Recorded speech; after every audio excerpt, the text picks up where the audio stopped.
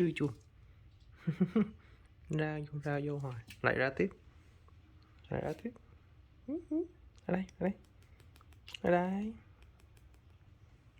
No, không đi đó được, đi xa quá.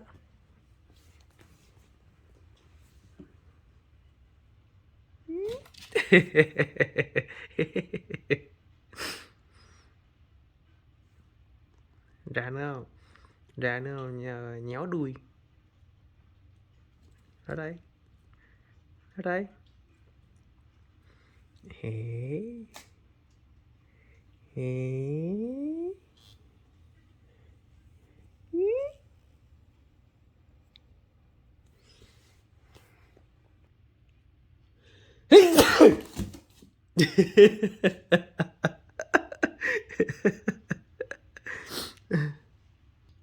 Gì trốn nước trong đó rồi không ra nữa rồi. Ghê. Chạy ra rồi là sau điện thoại kia trốn luôn. Im re luôn. Ghê thiệt. Sợ rồi à.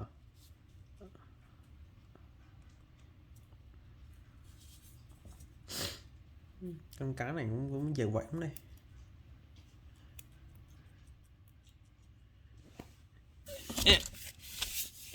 No, không ăn này được.